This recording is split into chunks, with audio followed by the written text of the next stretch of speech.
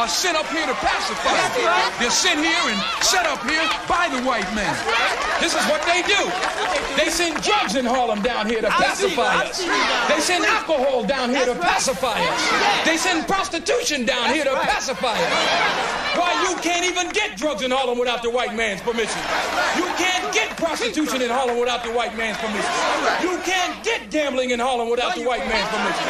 Every time you break the seal on that liquor bottle, that's a government seal you're breaking. Oh, I say it again, you've been had. You've been took. You've been hoodwinked, bamboozled, led astray, run amok. This is what he does.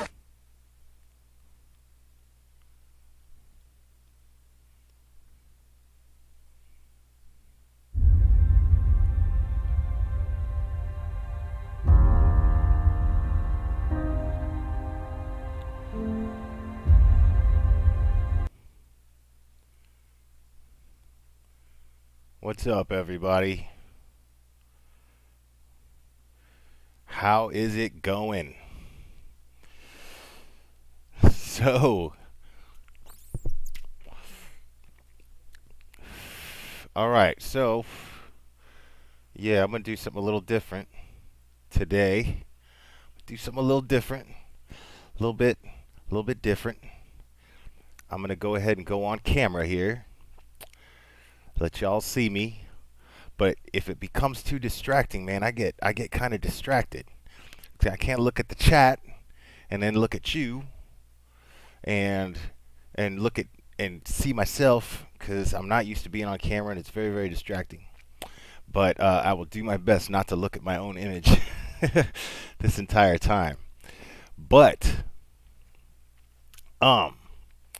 anyway, yes. I was I played that little scene from one of my favorite movies. Has nothing to do with what I'm talking about here. But it did remind me. It reminded me, and not that I'm trying to compare the two scenarios that the late great Malcolm X was talking about in his speech that I was playing there, but it reminded me. It reminded me of all you poor motherfuckers who are wrapped up in all this Watts shit. Because the thing about that is you got caught up in a snowball, you know. A bunch of and I don't mean that I feel like everybody was a snowflake, but not in the political sense of being a snowflake. I mean, you guys were those of you who are currently obsessed with the Watts case when I don't feel like it has anything to do with anything, not a damn thing to do with anything anymore because the case is closed. I've gone over this and I've gone over this and I've gone over this and over it. Okay, the case is closed, and yet you're obsessing over it. And then just to get a little taste more, what did you do? You went out and you bought a book. You bought a book written by somebody who was clearly an opportunist. An opportunist that I said from the start was an opportunist. I could smell it on her. She wrote a book called Letters to Christopher, or Letters from Christopher, I should say. Sorry about that. Letters from Christopher. And Letters from Christopher, in this book named Letters from Christopher, there was no Letters from Christopher printed. Every true crime book that I've ever seen, every nonfiction book that I've ever seen where there are documents, there are prints of the document in the book. Straight prints of the documents in the book. When I found out that there were absolutely no prints of these letters, then I called bullshit. I called bullshit immediately I called bullshit. And I mean, look.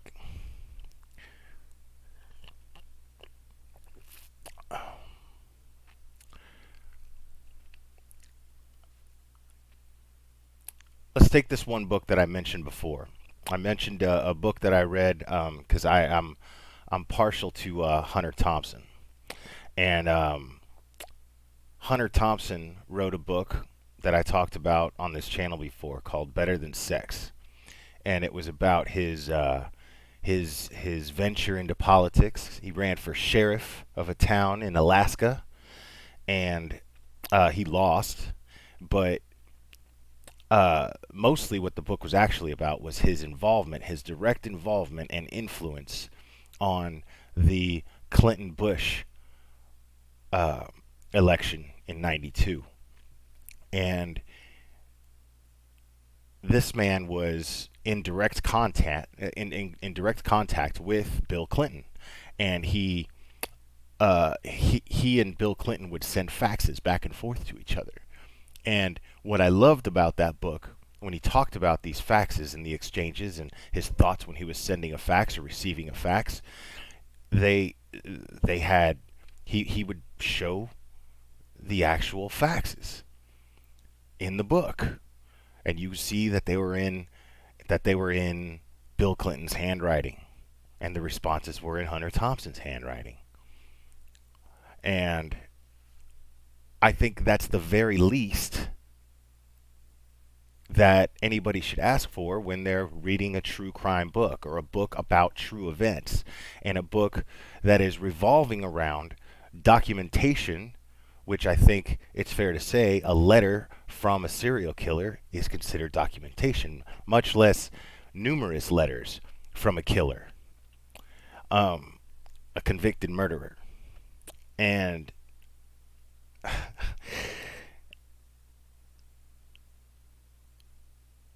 I don't know, man. So, and I'm on YouTube tonight. I'm checking out all these different channels because I was not. I haven't been a follow over a lot of different channels. Um, I haven't been a follower of a lot of different channels for very long, but recently I have been, and I even got into it with some people in the chat, and we were talking about Gray Hughes all over again, but we weren't really talking about Gray Hughes. They thought I was talking about Gray Hughes. They brought up Gray Hughes. I didn't bring up Gray Hughes.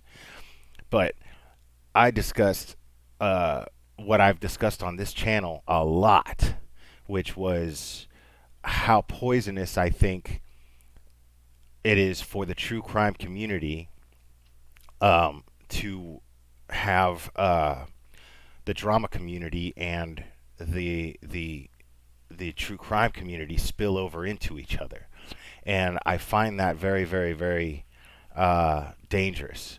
And I think it's bad. Well, I don't think it's necessarily dangerous because it's fine. It works. It's fine. Everybody's doing it.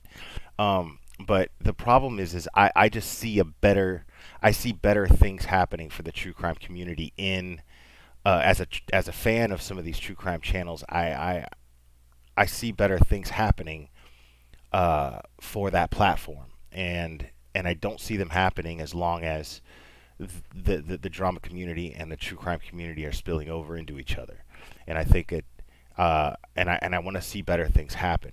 I want to see the outside world take these true crime channels that are doing a good job, that are really taking their platform seriously.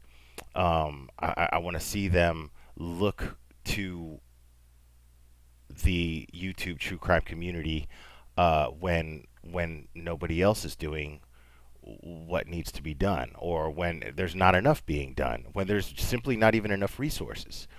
Um, and and that's my gripe. I don't have a gripe with the drama community, not at all. As a matter of fact, I'm finding it quite entertaining, and I find myself visiting these chats. Sometimes it's a little too much. I went into one channel. People were yelling and bickering at each other about something that I couldn't figure out what it was about. Then I went into another channel. The same thing was going on, and then I got kind of into it with them because because the creator of that channel was trying to say that they weren't a drama channel, and there was nothing but drama going on, and they were in complete denial about it, and saying that they're not a drama channel. And somebody was like, "Nah, it's a true crime channel," and I was like, "No, it's not." I'm sitting here thinking, "No, it's not." Look, man, you're not going to hand me a red apple and then try to convince me that it's an orange. Like I'm going to reject it. I'm not going to take it. What do you think anybody else in the real world's going to do? What do you think anybody else outside of this is going to do? And that's the thing, is I think that these people actually fancy themselves as true crime channels when they don't do anything. Uh, they don't do anything as far as true crime goes. And you might be sitting there thinking, well, what the fuck are you doing, Will? What the fuck are you doing? Well, and I've kind of veered away from what I do on this channel a little bit, and I want to go ahead and reassure my original listeners, my original subscribers, that that stuff is coming. We're going to talk about all that stuff that I always used to talk about. That stuff's not going to go away.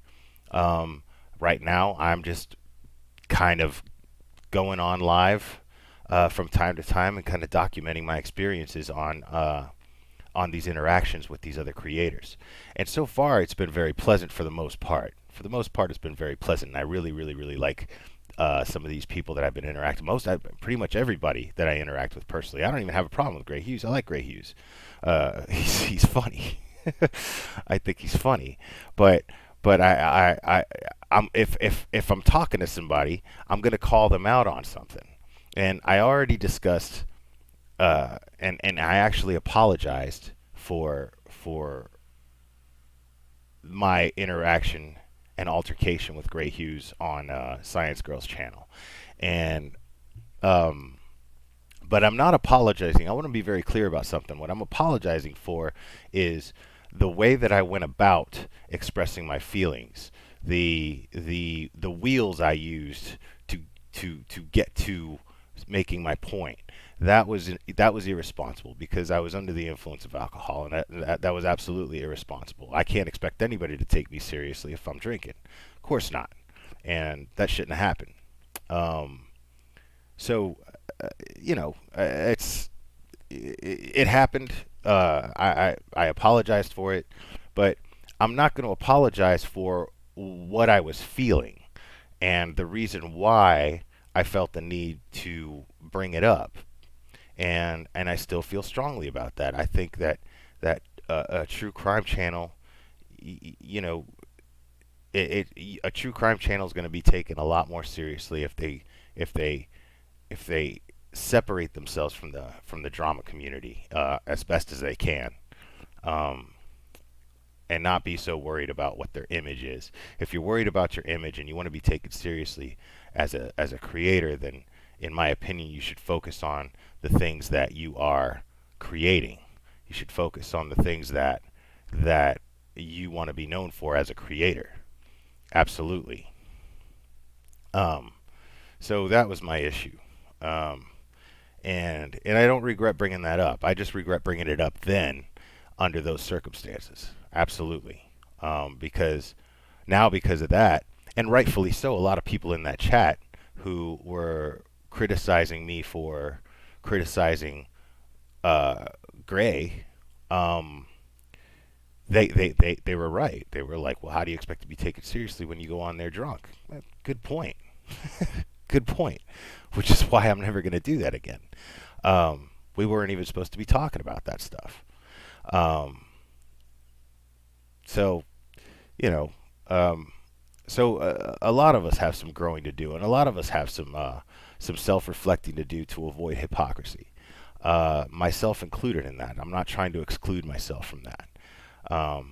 But that doesn't, just because I'm not perfect, it doesn't exclude, or it doesn't somehow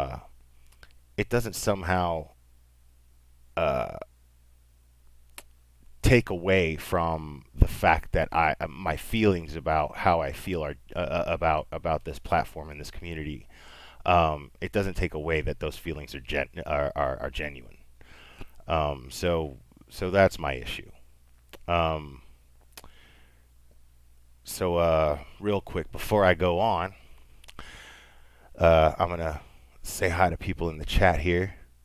I gotta scroll all the way back up. Doodlebug, breaking the silence. Tony Scaturo, I don't recognize you, but welcome. Yvonne, welcome. Pookie T, Pocket Pookie T. What's up? Tawanda. Yo, yo, yo. Kimberly S. How we doing? Quinny. Yeah, so yeah, yeah, I'm on camera. I don't know how long I'm gonna keep this up. I'm not real thrilled about the equipment I have. I'm not real thrilled about the camera that I have here. Uh, Breaking the silence.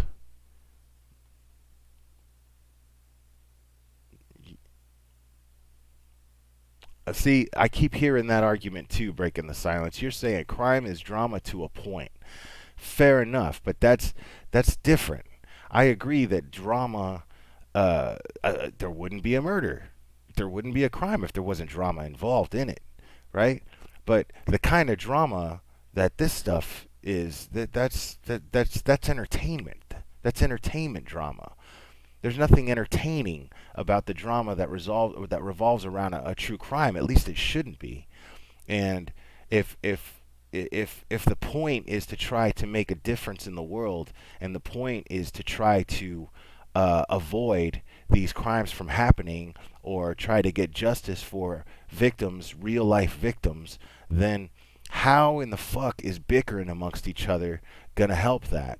And how are these families going to take us seriously as far as wanting to actually help them if we can't get along and stop bitching and moaning about petty shit about this person said this about me and that person said that about you and blah blah blah. That's I mean that's petty shit, man. That's petty fucking shit. So I don't yeah, drama is crime or crime is drama. That's a crock of shit. That's a cop out. And I'm not buying into that. I'm just not buying into that. What's up, Amy? Lily? True helper.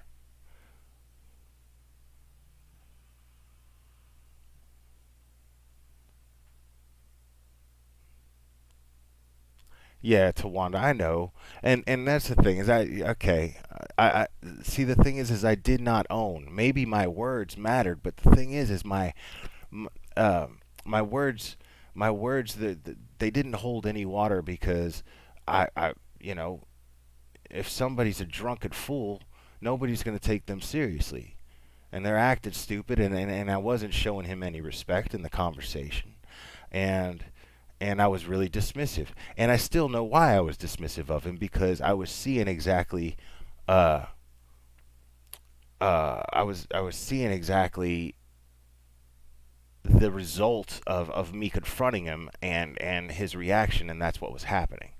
And I didn't like it, and that mixed with the alcohol, that just it turned me into a dismissive dick. At the end of it, I re-listened to it and I was ashamed of myself because I'm sitting there and he's talking and I'm chewing fucking Doritos into my mic while he's talking. It was super fucking rude, and that's just not how I like to do things. That's not the kind of person I like to be, and I'm not proud of that at all. Um, so no matter what I was saying, whether or not I was right in what I was saying, I was wrong in the way I said it, and in the vehicle that I chose to deliver what I was saying.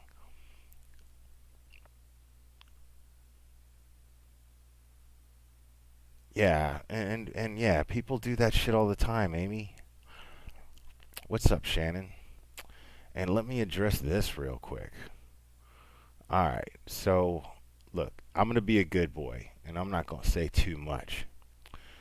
There's there's a little question here in the chat. I'm not gonna say too much. There was yes, there was another live that I kind of lingered over. That I kind of I kind of what do you call it? You call it lurking. That's kind of what I did. It's not exactly lurking when you've been blocked from that channel, because there was a couple times I did want to make a comment. I did want to drop something, but yeah, it's one of those times where I was kind of glad I was blocked. But anyway, that being said, um, so it's quite obvious that this Cherland Cato lady is a fraud. and she's a plagiarist, and she's a liar, and she's an opportunist, and there's true crime creators, more than one, who involve themselves directly with her, and in involving themselves directly with her, their agenda, and I'm not faulting them for this, their agenda was because they saw opportunity. They thought, okay, here's the thing. And this is why I say these obsessed these people obsessed with the Watts case. This is why I say you've been hoodwinked and bamboozled and run amok and led astray. You got taken. You got taken because you were obsessed with a case that you shouldn't have been obsessed over. There's nothing coming out about it. Chris Watts isn't talking to anybody. He's rotting in jail. And that's all there is to it. But you guys just got to have a little bit more. You got to have a little bit more. So if you ask me, the truth is, and I'm sorry if you feel this way, and I'm sorry if you're my listeners, and but I'm gonna keep it real with you. You had that coming. If you drop money on that book, you had it coming. You had getting ripped off coming. Period. Because what did you expect? So the fact of the matter is, as far as these creators that involve themselves in this case, or involve themselves with this shitbag opportunist, they saw opportunity, and I don't even want to hear any bullshit saying that they didn't see any opportunity. They weren't trying to make a difference. They weren't trying to inform the masses by any means. These were people that saw an opportunity just like her and thought, oh, well, I'm just going to latch on to her, and I'm going to help promote her book, and I'll be able to see something out of it. Absolutely. That's absolutely what happened. And then and all they saw were dollar signs. But then what happens? They didn't take the time to sit here and actually put two and two together and say, well, none of this in this book makes any sense. Her the way she's talking about this book, it doesn't make any sense. So, you know what? I'm along for the ride, so I'm just going to keep on. I'm going to see where this goes. And guess what? You're at where you're at. Because the fact of the matter is if you helped promote this book and you collected money from people, from Patreons, right? You collected money from these Patreons. Guess what? You ripped those people off. Whether you like it or not, you ripped those people off. You vouched for somebody. You put your name on it. You put your name behind their name. Here's their name, here's your name. You did that. Plain and simple. And now guess what? Whether you like it or not, you collected money. Once you received from that transaction, you're accountable. Whether you like it or not, you're accountable. So, I just don't see any other way around it.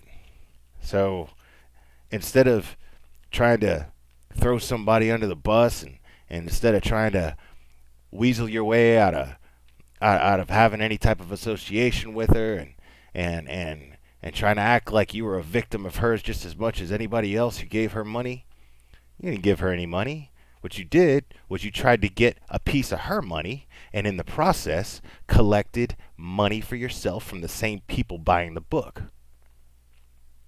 You saw a nice little racket that you could make money off of. That's absolutely what happened. There's no two ways about it. That's exactly what happened. And now you're accountable. So there's no sense in crying about it now. If I were these true crime creators that had a patron, that had a patronage, then I'd be worried about how I'm going to make it right to those patrons. And if I was one of those patrons, I'd be worrying about how they're going to make it right to you.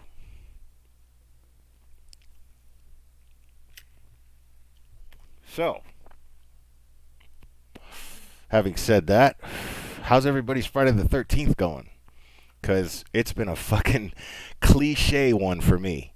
Absolutely. Today was a fucking weird day at work. I got to start my shift off by having some dad run inside to my job with his little, I guess she was seven-ish, and she was crying, screaming, freaking out, and I was like, what is going on? What's happening with this child? He says, she got a hold of my wife's mace, or my wife's pepper spray, and sprayed it right in her face. So here's this little girl with pepper spray in her face. I don't know how to deal with pepper spray. I don't have any fucking idea how to deal with pepper spray. What happens? No. It's never happened to me. Thank goodness. But let me tell you something. This little girl was a champ. I mean, I know that this is a weapon, a non-lethal weapon designed to deter assault from an adult. So this poor little girl was screaming and trying not to rub her eyes because her dad's telling her not to rub her eyes. And this man who had the pepper spray in his car, his wife's pepper spray, who his wife irresponsibly left behind in the car with the children in the car. His husband probably didn't even know that the pepper spray was in the car, which makes him responsible as well. They didn't know how to handle it. He didn't know how to handle it. He didn't know how to deal with it. Right? So here I am trying to stay calm and Google, because man, there's nothing, man. If something that really gets me, man, is seeing a little kid crying, especially if they're hurt and it's nowhere near their fault. Now, even if it's their fault, I still can't stand to see them crying, but I'm quick to go, hey, well, you know. And afterwards, after all that, I still kind of was like, well, you know, that little kid's never going to play with pepper spray again. And I could joke about it only because it's a non-lethal weapon. She's going to be okay. You know what I'm saying? But it sucks. It absolutely sucks. And it's definitely not her fault. That should not have been near her. And I realize that these pepper spray cans have a child-proof thing on it, but kids are smart these days. They're not real child-proof. You know?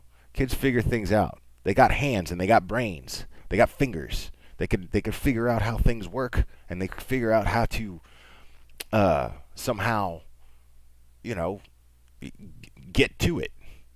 I mean, we give these kids puzzles to develop their brains, for fuck's sake.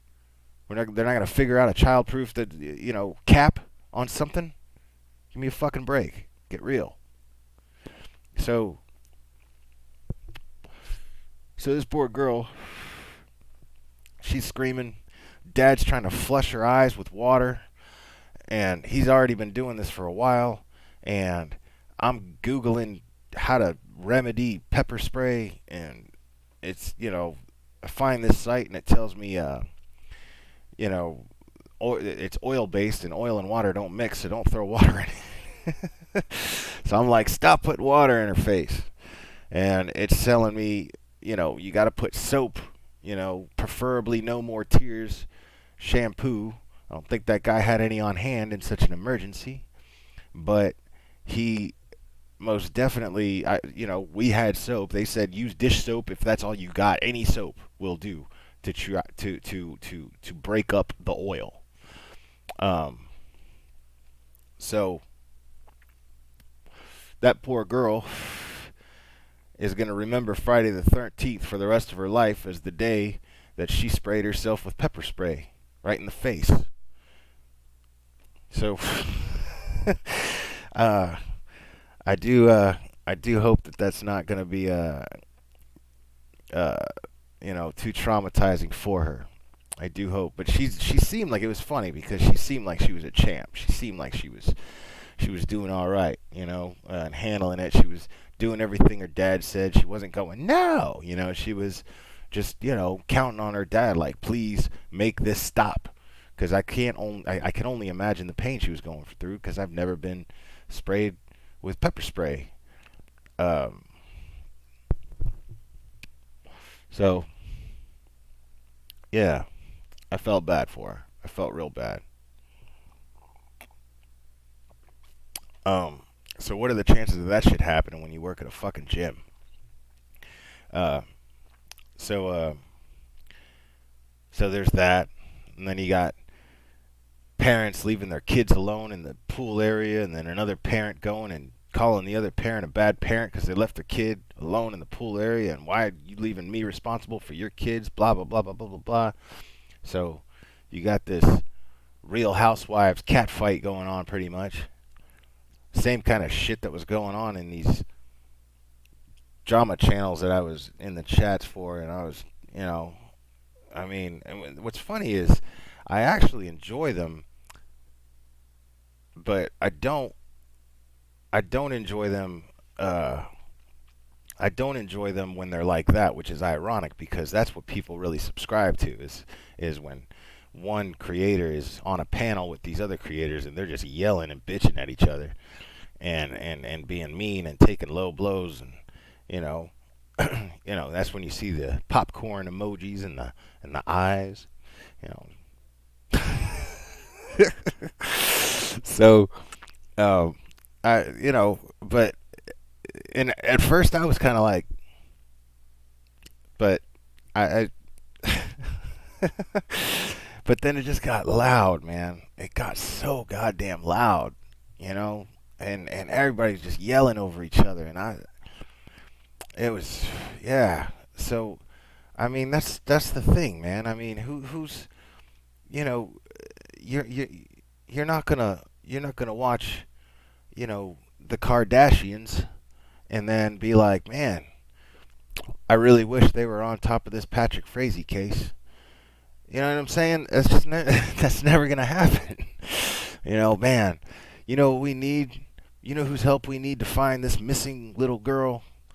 Fucking Kim Kardashian. We need Snooki on this one. That's not gonna happen. You understand what I'm saying? So I think it's a bad idea to have them mixed up like that. It's just I don't think it's responsible. I don't think it's responsible. Um, but you know, I don't know, man.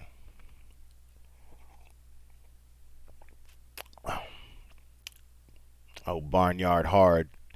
Your your name is fucking killing me. Every time I see that shit in the chat in some other channel, I'm always cracking up. I'm always like,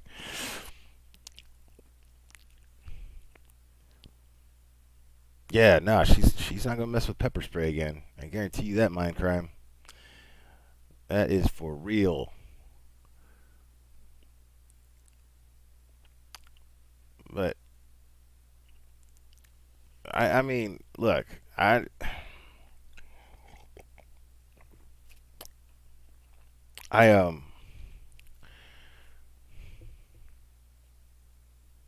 brings me back to growing up in an Italian family. Yeah, man. Yeah, some of these women, man, they got that strong New York accent. And I think, there's some Italian descent in there. And I know a little something because the people with Italian descent, especially women, um, very similar to people of Hispanic descent, which I'm very familiar with because I am of Hispanic descent. And and they can get loud. I can get loud. So I get it, you know. But you got that just it gets loud, it gets obnoxious, and there's nothing that can be, and but what gets me is exactly like the the stuff that's being talked about uh is just of substance that I don't it doesn't concern me. I mean, they're really just remind me of a bunch of women in the 80s who talk on the phone all the time, and they talk on the phone all the time about personal things that and to me these it's uh I have a personal interest in these creators because some of them have had me on their panels and they were very kind to me and they were very polite, um, and I enjoyed myself, but I don't see myself wanting to be in a situation where I'm involved directly in any of that shit. I mean, I don't have like my stress threshold can't handle that shit. Um, so I just yeah I couldn't do it, man. And no, Yvonne, Hispanic does not necessarily mean Mexican, believe it or not. But I will tell you this: I am on my mother's side. I am of Dominican descent, and I yeah I that's what that reminded me of, man. I remember like my grandmother and my aunt and my mom and neighbors, and everybody sitting in the same room, smoking cigarettes and drinking coffee and tea and just getting real loud, and nobody was understanding a fucking thing that anybody was saying. Nobody was hearing anything anybody else was saying. Everybody was just talking and talking real loud. Um, and it was something else, man. I couldn't, and I always didn't understand that. Like, I couldn't hear my TV loud enough, and then I'd turn up my TV, and then I'd get yelled at by them to turn the TV down. And you're a kid, so you know and if you live in a Hispanic household, you can't just be like, yeah, well, y'all are talking too loud, and that's why the TV's loud. You get hit with a shoe. You get, you get hit with a shoe. You get hit with a telephone. You get hit with anything that mom or tia can get their hands on. They're gonna hit you with it. So uh, yeah, I did not. Yeah, you don't speak up on things like that.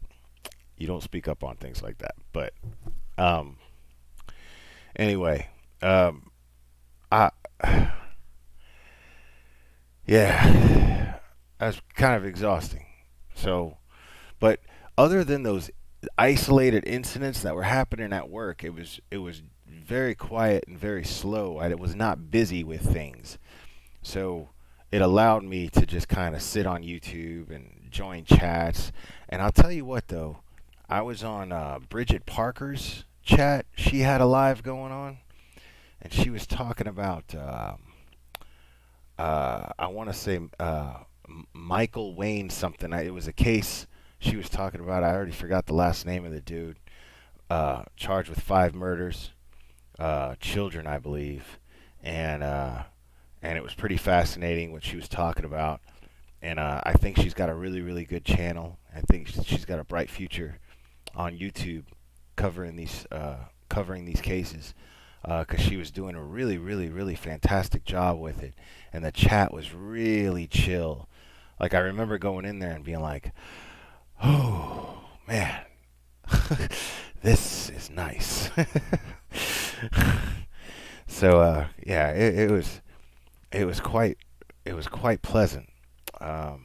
Maybe that was it. Maybe it was Jeffries.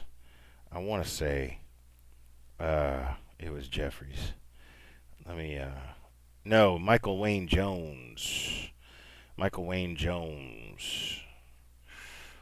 So that was interesting. Um, yeah, military household gets the belt, Don. You damn right about that. I was not raised in a military household, but yeah.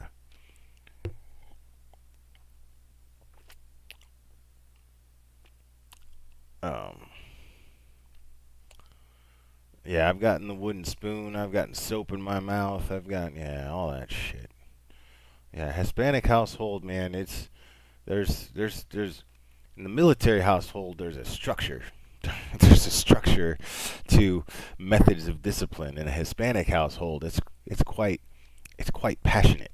So it's anything that mom can get her hands on, or abuela can get her hands on, and as you definitely don't want that. I've been hit with anything, and that's the thing is it's not abusive. It's I'm of the opinion these days, man, that like kids today don't have respect for adults. Like men, like boys, they don't have respect for women because the women don't beat their sons' asses when they're disrespectful to women. I think that is the most effective way for a woman, for a mother to teach a boy respect for women is if is if he gets his ass beat by a woman of authority, plain and simple. That's I met many boys that need that shit. Moms all, please, please, can you please not do that? Can you please don't touch that? And, like that, no. That's not how I was raised at all. And I'm not. Yeah, I'm never disrespectful to women, man. And it's never. And don't get me wrong. I'm not disrespectful to women because it's a woman and you should never talk this way to a woman. I'm always. I was raised to be a gentleman as much as I can to a woman, but like if a woman is being shitty and she's taking advantage of that stigma, and then yeah, if you're acting stupid, I'm gonna tell you you're acting stupid. If you're calling me names, I'm gonna call you names back. I'm not gonna all of a sudden just be like, I'd never ever talk to women that way. Fuck that. Nah, if you acting like an asshole, then I'm gonna call you an asshole. Let me see, Grace Stewart. You said it's crazy. I can't stay in those drama channels. They go on and on about the shit over and over. I work at a high school, and it reminds me of a high school. Yeah, man. Yeah, how are you gonna go to work all day and listen to children acting like that and be like, "Fuck these kids, god damn it," and then come home and get on YouTube and then see adults acting the same goddamn way? I mean, I get it. But I also get why people like it, you know? I get why people like it. It's the same reason why these reality TV shows are so popular. I understand that. I absolutely understand that. I'm not into it, but I understand it. And now it's to the point where I just kind of join the chats because I see people from my chat, and I like to say hi and talk to these people, talk to you guys in these other chats. I love that. It's like going from place to place and running into people and be like, "Yo, what's up?" So I dig that. Hey, what's up, Sarah Smiles?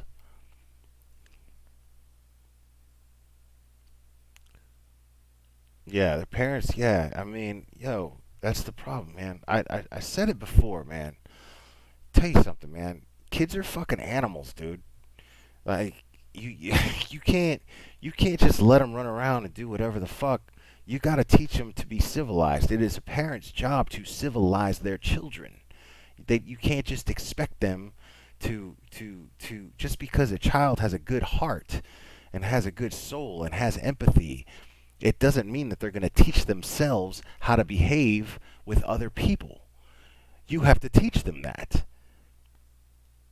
You know what I'm saying? Like I see a kid running around acting a fool, I'm gonna be like, "Yeah, that kid's a fucking animal." You know, you gotta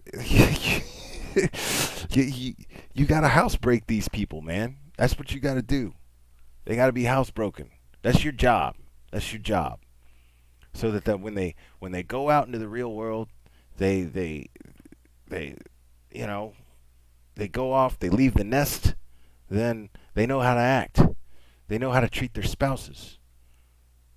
You know, that's what you got to do. And yeah, you got to lead by example too, because if you're sitting there and you're smacking your kid for being disrespectful, but you're sitting there calling your wife or husband a piece of shit, then that's what they're going to call their wife or husband. You're not going to expect anything less. You can't expect anything less. Click, click, boom. Yo, I love your name. That's so cool. I'm always like, man, why can't I come up with cool names like that? Like, I mean, I'm happy with my name because my name, it means something. It means something very dear and true to me, which we're gonna go over stuff like that. We're gonna go over stuff like that a lot on this channel. I'm just kind of warming up here to having a new audience, um, and get to know everybody because it's really important to me, that I get that I understand where my audience is coming from, um, and I connect with you guys because like I talk about it a lot. I talk about it a lot in the sense that I love I love my chat. This is nothing without you guys in the chat. So I like that I'm having conversations with everybody. Let's see. Some girl in class told you to shut the fuck up, Grace. Oh hell no. Called the parents. Administrators nowadays don't want to deal with the parents because according to the parents, their kids can do no wrong. Yeah, man, that too. And I get that. Like, there's to a certain degree, and that's always been that way. Let me tell you something. It's always been that way. It's in our it's our natural instinct to defend our children.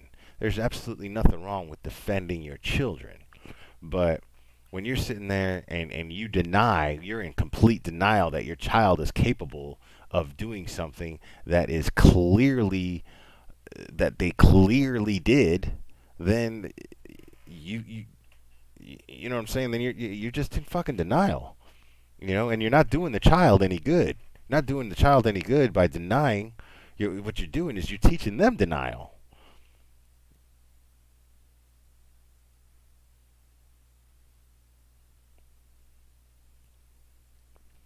Oh, click, click, boom. Yeah, I know the song you're talking about.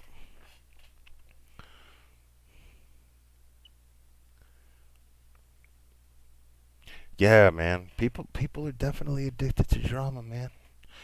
That's absolutely true. And again, man, I'm not faulting that. I don't have a problem with that. What I'm saying though is you're not going to sit here and convince me that you're not going to sit there and have nothing but drama on your channel and then tell me that you're not a drama channel. Come on now.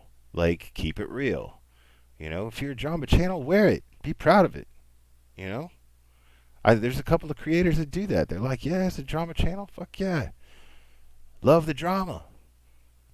Hello Starlight does that shit. Hello Starlight straight up like, yeah, man. The drama's all this is what it is.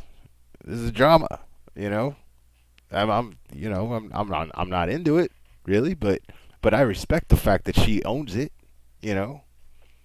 I totally respect that.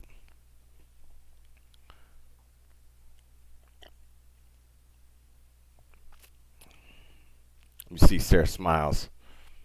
I remember Sarah Smiles from other chats, other panels, so I like to hear her insight.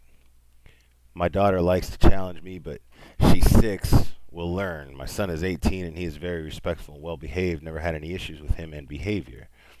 Yeah, I mean that's great. That's awesome. Um, I think all kids like to challenge. I mean it makes sense that they would test limits. I mean, there's always a bright side to every negative, in my opinion. In my opinion, the bright side to a child that's always challenging the parents and always testing limits is they're going to be independent thinkers, and they're going to question authority. They're going to question things, and they're more likely to be leaders rather than followers. And I would be much more proud of my child if they were a wolf rather than a sheep, depending on the severity of being a wolf. Now, I don't want my child to to run a huge corporation that pollutes the earth and profits off of it. That's fucked up. But I'm saying, I like the idea of my child making their own decisions, growing up to be an adult and making their own decisions, and being able to to set a standard of leadership for others to follow their example and create success, which is not just uh, a measure of success by financial means, but a measure of success by spiritual means, by by happiness. You know. Um, so yeah, Alicia Ann, you're saying kids test boundaries. That's what they do. I want to be the first to know if my kids are doing wrong so that we can have a conversation and I can guide them. Absolutely right. I believe that that's exactly the right attitude a parent should have. We don't want to control our children. We want to guide them. We want to, in my opinion, what we need to do is embrace the fact that our children have their own personalities. Each soul it's its own soul, you know. And you brought a soul into this world, you know. You created a body around a soul that is now a resident of this planet, and we want to nurture that soul, and we want to guide that soul towards ultimate happiness, right? And there's so much that comes with that, and teaching them independence feeds that soul. Being independent, being an independent person who takes responsibility and accountability for themselves absolutely feeds your soul. Because I'm the kind of guy that if I'm sitting there and I'm completely and totally oblivious to my own actions, and yet I got 20 people going, you're, you know, how are you not seeing how you're acting? You know, then I'm gonna either run away from that, or I'm gonna face it. But if I face it, and then I come to the realization that I'm like, well, fucking 20 people can't fucking be wrong, you know, then I'm gonna do some checking. Sometimes those 20 people are wrong, you know, depending on your setting, depending on where you're at, what you're doing. So, I mean, the biggest thing that I try to teach my children is gratitude, and that's not unpopular. That's not unpopular at all. Um, I truly believe that gratitude is the key to happiness, um, because I mean it's just science, man. Like it's not okay. I need to obtain things to be grateful for. If you're able to find gratitude in the things that life has already presented to you, or the things that you've already presented yourself and provided yourself with, and you have gratitude on those things, well then that's it. You're ready to move on to better things. You're ready to move on to better things and build off of that. If you can build off of the feeling of gratitude, then everything that comes with it, everything that comes from that foundation, is going to be coming from a place of happiness, and coming from a place of of of love and wonderful things.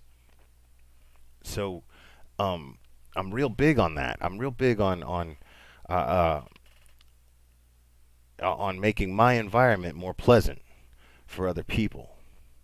Um, and I'm still struggling because maybe I shouldn't be so critical of other things so much.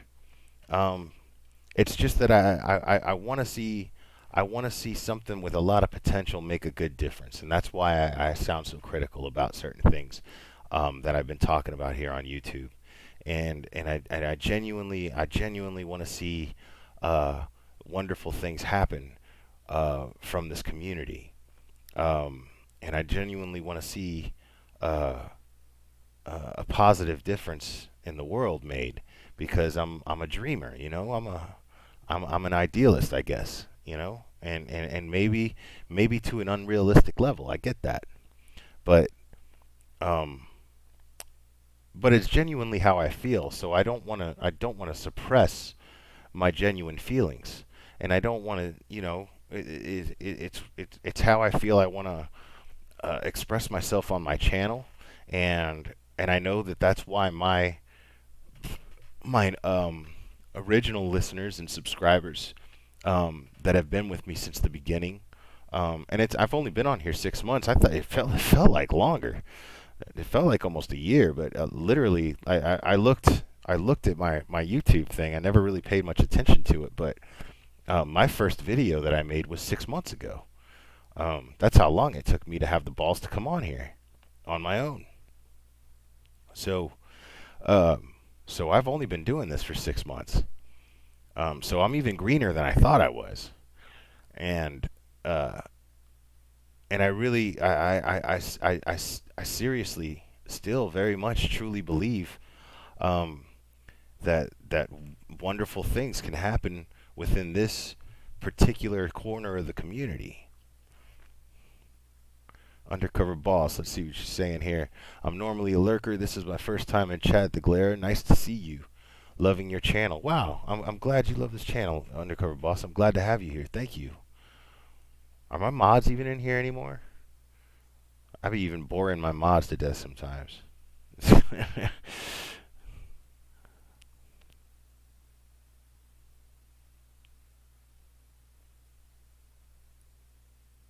Do you what? You tax their allowance? Wow. See, I love that. That's it. I've done that shit. I've done that shit. Oh man, that's funny as hell. She said I tax their allowance. I mean, that's what it's gonna be like, man. That's what it's gonna be like. Listen, life is not fair. I'll straight up jack my kids. I'll be like, yeah, well, it's mine now. What? That's not fair. Hey, listen, life's not fair.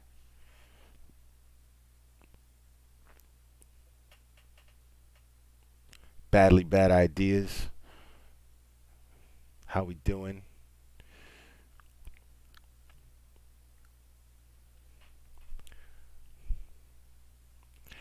Yeah, it's true, Grace Stewart. I absolutely very much agree with that. And man, like, and I'm not trying to come off like, I'm not perfect by any means, man. I am far from it. I have done things that I am not proud of. That even every day I catch myself kind of interacting with somebody, and then later on I think about it and I go, fuck, man, I probably could have been better, at the way I handled that. I probably could have been better at the way I handled that. You know, and so I feel kind of guilty. I feel guilty a lot. I feel guilty a lot. But, what are you going to do?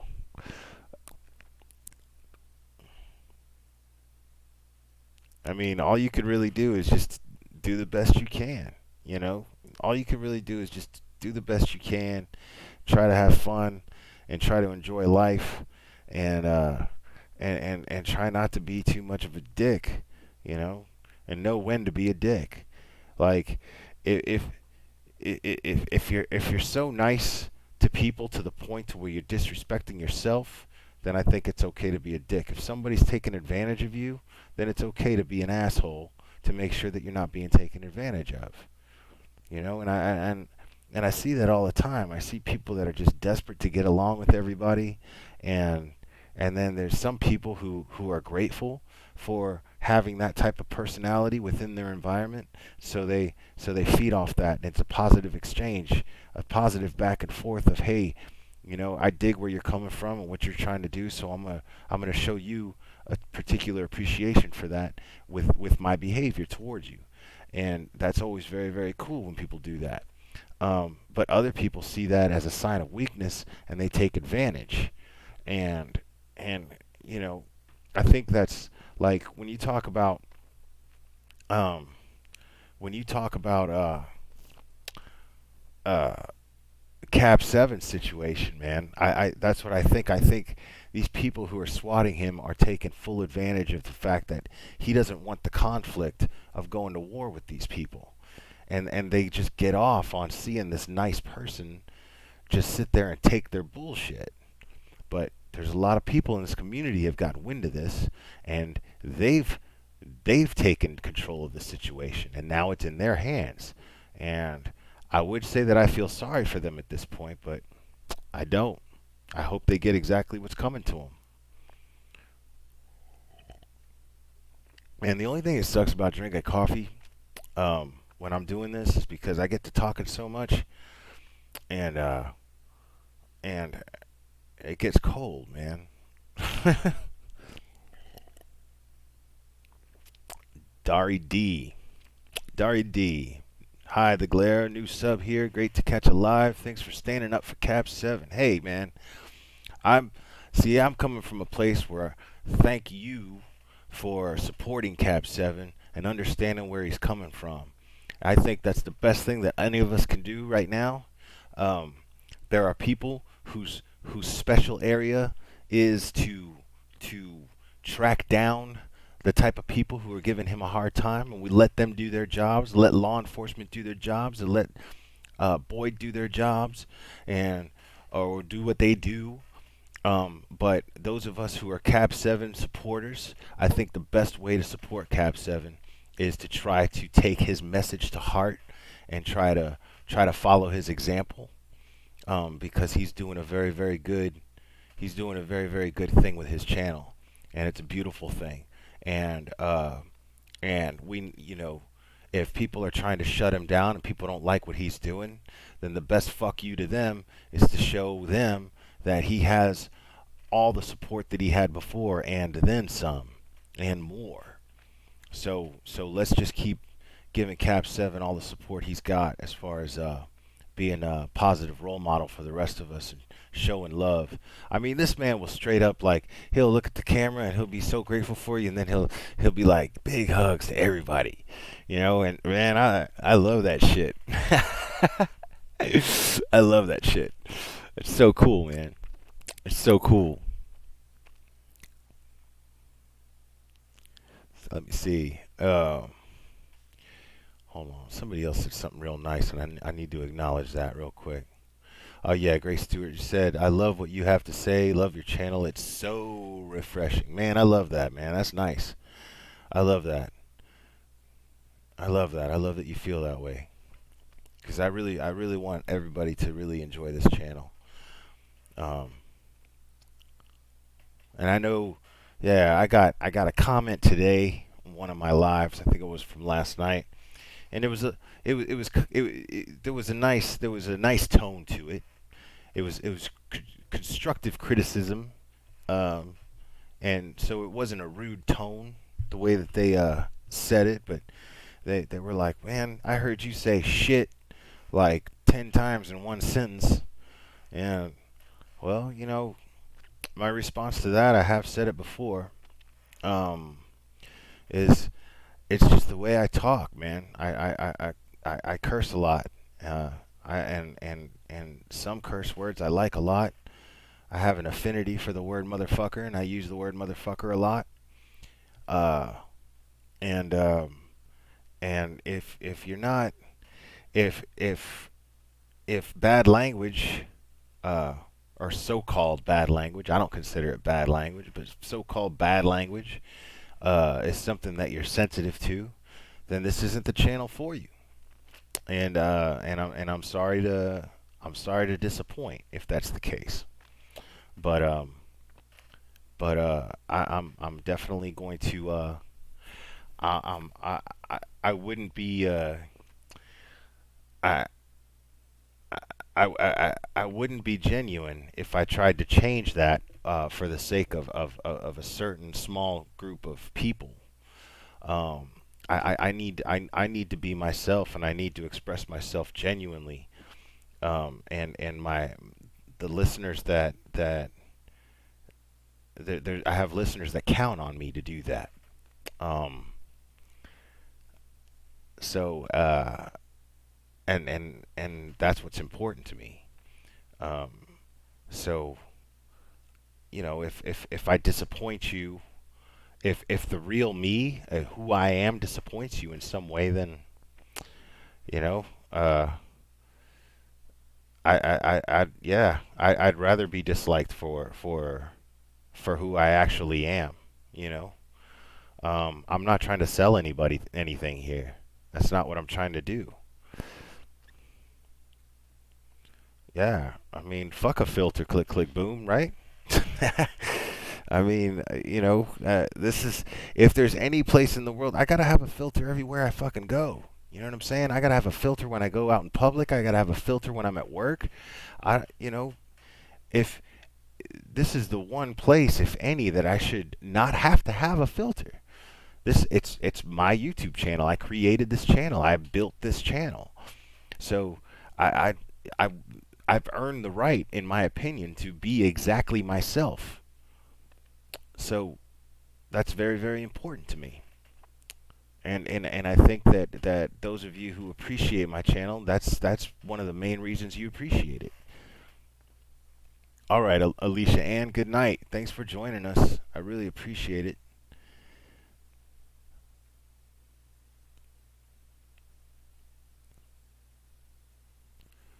Yeah, and And it's pretty dope too because I mean, I I get in these other chats and I feel like I piss a lot of people off.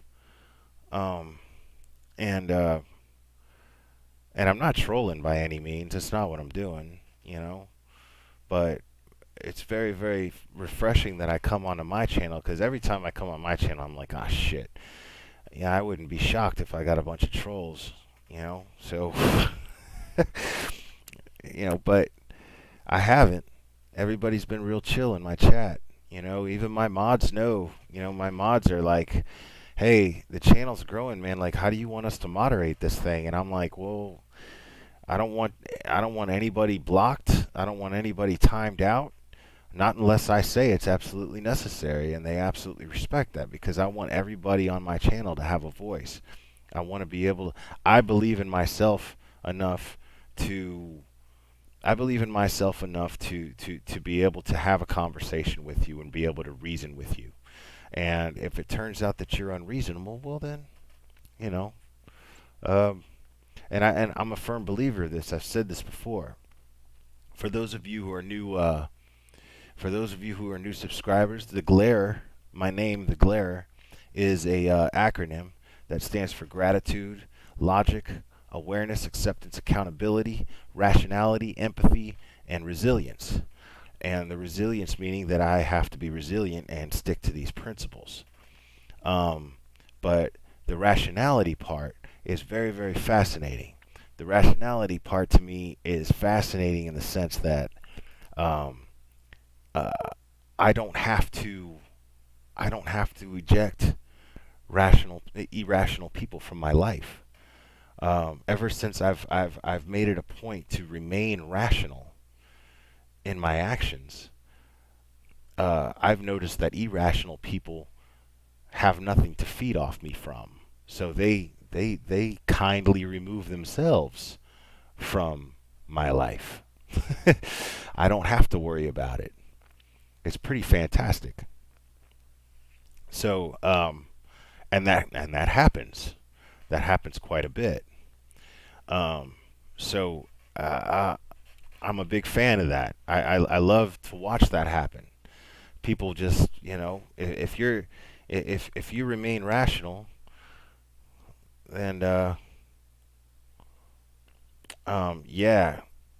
Um, if I got any mods in here, I don't know why my mods they were in here a minute ago and now they're not here. But I really want them to be dropping that fucking petition, especially Mignon. She's my petition dropper. So Mignon, if you're in here, I need you dropping that petition like fucking rain. Um, the petition, Yvonne, is there's a murder case. Well, and let's call it. I'm a big fan of due process. I'm a big fan of our justice system, and I like to stick to facts. I believe it to be a murder, so I will say that. Beautiful. Look at Shannon's on top of it. I believe it to be a murder, um, and in my opinion, it's a murder. And the petition is to make sure that the person who is responsible for this unlawful death um, gets charged with murder or something to the effect of at least manslaughter. Uh, this is the victim's name is Mandy Gorsuch, and she lived in Oklahoma. She's no longer with us, and the petition is to have a Zachary Simmons charged with something more than fleeing the scene of an accident involving a fatality, which is all he was charged with, and he wasn't arrested even for it until the next day after the crime, when there were actually witnesses who saw it happen, who actually watched this man get out of his truck and check to see if his truck was damaged from this incident. Yes, undercover boss. Yes, I do talk about some crime stuff, but I'm not a true crime channel. I'm more about, this channel is more about me I I'm kind of building myself up from a very low place, and this channel is kind of a vehicle to document my journey in self improvement. So I'm kind of just doing that right in front of everybody, which I thought would be an interesting, fun, challenging thing to do. And I set these G.L.A.R.E principles for myself to guide me through that, and they work. So far, so good. They work a lot, and I apply these things to every bit of my decision making in my life. And and uh, I don't see Save Robbie here right now, but Save Robbie right now, he's wanting to. Yes, Yvonne, he was intoxicated. I will get back to that in just a second. Save Robbie, I'm a big fan of his channel. He's a cool dude. I really like him a lot, and he's he's really interested. He's trying to get motivated to get back into fitness and getting in shape and feeling better about himself. And I can absolutely relate to that. So what I'm hoping to do is go on his channel and discuss these principles and how I apply them to fitness, because exercise is a big part of my life and a big part of my personal self-improvement. Um, so, oh, cool. He's with Hello Star. All right, cool, cool, cool. Right on. Um, so, uh, so yeah. So I'm hoping to make some plans with him very soon and discuss this stuff on his channel and and make, hopefully I can help some people out and share what I've learned and what I apply, and hopefully that'll be helpful to him and anybody else who watches that live. So I'm not saying it's actually going to happen, because again, it would be on his channel and it's up to him. But I'm going to be discussing that stuff in detail on my channel regardless. Um, but but yeah, I'm looking forward to that, because I'm really excited about um, these uh, this guideline I've set for myself, and how I've applied it, and the results I've gotten from it. Um, so, and yes, Don J, I'm counting on you guys to help me stay accountable. Um, and undercover boss, thank you. Um, I'm glad you feel that way about me. Um, so, so yes, going back to Mandy Gorsuch's case, she, uh, this Zachary Simmons person was intoxicated. There was an altercation outside of a bar prior to him running her over with his truck, and uh, she was a proud member of the LGBTQ community, and uh, so it is quite possibly a hate crime, especially since uh, there were slurs yelled out at her uh, prior to the actual crime. So there's a lot of factors involved here that make it absurd that he wasn't charged with something more than what he was charged with. So the petition is to get the attention of the district attorney's office in that county to charge Zachary Simmons with a crime that that is at least fair and will help bring some sort of closure as far as justice goes for that family. And that's very, very important to me, and it's very, very important to a lot of people.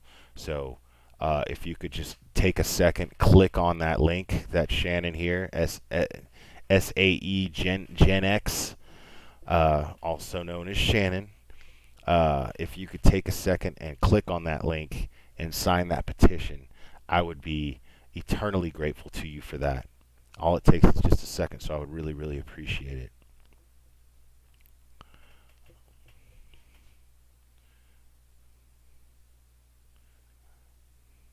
Yeah, that sounds, wow, Yvonne, that sounds eerily familiar to this case. Yeah.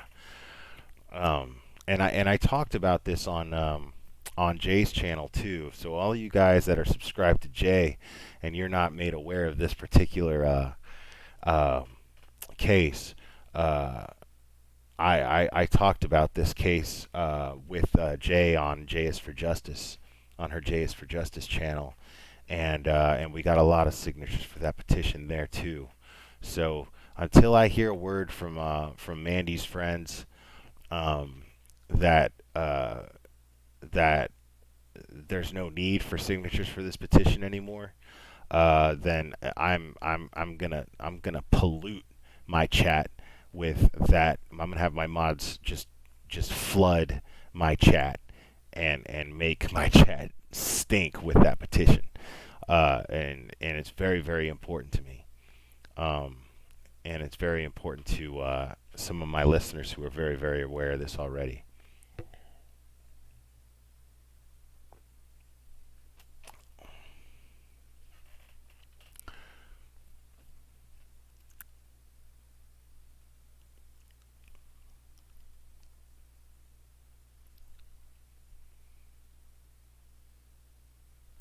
Sorry, guys, I'm just looking over the chat here.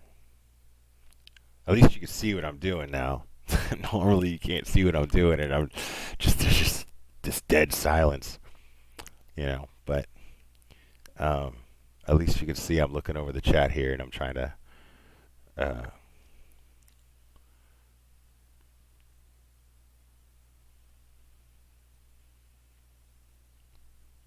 Thank you, Dari D, for signing the petition. I appreciate that.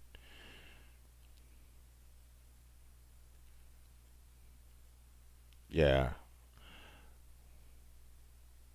Undercover boss. The state is Oklahoma, where this happened.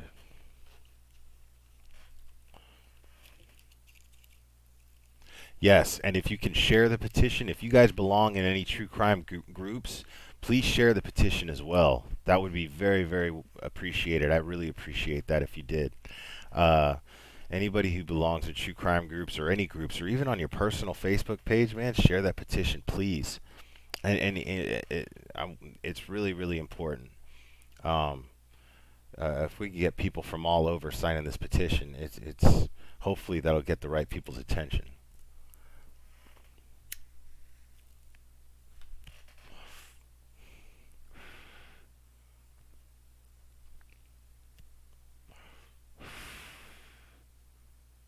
See, man, that's awful, Dari D. I'm really sorry about that.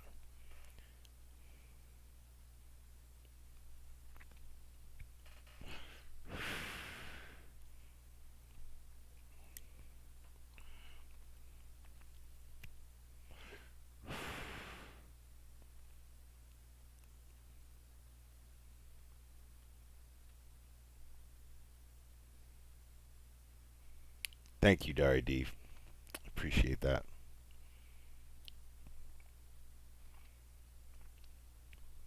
Yeah, click, click, boom. That was me in every other chat, man. I was at work. I was just kind of hopping back and forth from different lives. Um, and I'd give you a drag if I could, Dari D. I would, but unfortunately, I can't.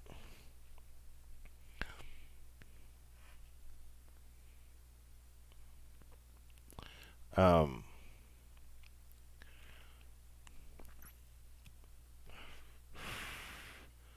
oh, undercover boss. I'm sorry the link won't work for you. Also, guys, if Shannon, if you can drop the link for the group, man, that would be great too. Everybody is absolutely welcome to join my group. I have a group by the same name, um, and it's not a true crime group. It's kind of just a anything goes kind of group. Um, so everybody's welcome in it. It's a very chill group. There's no drama that ever goes on in there. Um, and amazingly, it's so far I'm really digging it because, um, as you can see, um, as I've said, me trying to live by these principles, it's made my personal environment a lot better, and it seems to have resonated into this channel, and it's resonated into this Facebook group, And so far I haven't had to block anybody. I haven't had to kick anybody out of the group. I haven't had to you know what I'm saying? Like, um, everything's been super chill, and I'm so grateful for that. Yeah, there's some twisted humor too, man. Doodlebug, absolutely. Yeah. Um, I'm all about, yeah. My big thing, man. I'm all about free speech. You know, I don't like to censor people. I don't like being censored, and I don't like to censor people. And that's really really important to me. Um, and a lot of true crime creators were like, oh, just wait and see, just wait and see. Not just true crime creators, but creators that I've talked to, and they know that I'm very very green at this, and I'm just learning and coming up. But they'll say, "Oh man, yeah," they think it's kind of adorable and cute that that I don't feel like I have to block anybody or anything like that. Um, but the thing is, man, like in theory, man, I can handle a troll. You know, like first of all, uh, I don't know you. You know what I'm saying? Like I like everybody here, but I don't know you, like in a personal, you know, up close and personal kind of way. So the things that you're gonna say to me, they're not gonna affect me personally. They're not gonna hurt my feelings, you know. And if you do hurt my feelings, I have enough faith in myself that I'm gonna handle my feelings the right way. I'm gonna handle the feelings that come over me accordingly. So, you know, you're not gonna break me in any kind of way. It's not gonna happen. So I'm not I'm not worried about that. And second, if you're a troll, I'm probably a better troll than you are. I'm gonna out troll you. So if you show up in my chat, you're entering a place where you're gonna get rained on. It's just gonna happen, you know, and or you're just gonna get completely ignored. I've already proven it. I've already proven it. We had one person hasn't even been back in my chat since. It was so devastating that this person. It was so devastating to this person to be so ignored that they stopped commenting on my chat. They have not been blocked. They're not blocked. They are not. They haven't been timed out. Nothing. All I did was tell everyone in my chat to simply ignore her, and she was ignored, and she went away. Very simple. Very easy. So, trolls, you know, the stuff I'm on to you. I'm on to the trolls as to what they're looking for.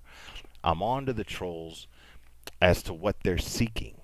I know I know what your food of choice is, and I'm very very capable of cutting off your supply. So you're not going to get it here. You're not going to get it here.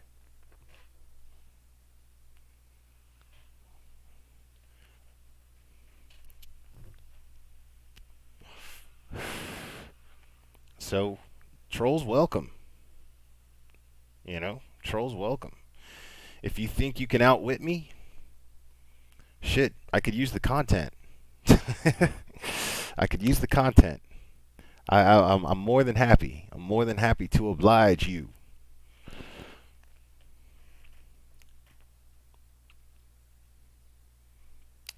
Nah, Sarah smiles. I couldn't ignore you if I tried.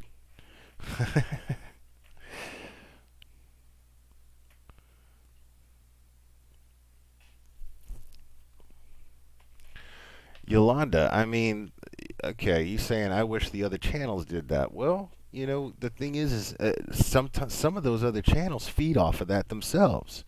Some of those other channels, you know, they that's what makes their channels grow. That's what makes their channels. I don't want to be one of those channels. I'm not faulting those channels. I'm not even criticizing those channels. What I'm saying is that's not what I'm trying to do with this channel. I don't want this channel to grow based on that type of behavior. I don't want that to be the foundation of what this channel is about and what people come here for. What you're getting right now is exactly what I want people to come here for. And if I'm seeing people are enjoying it, awesome, and I'm very grateful that I'm well past 1,000 subscribers at this point. I'm very, very grateful for that. But if I go back to 400 or I go back to 2, then if that means that I did that just because I was being me and I was sticking to exactly what I want this channel to be, then I have that satisfaction. I have that peace of mind. It's not going to be taken away from me.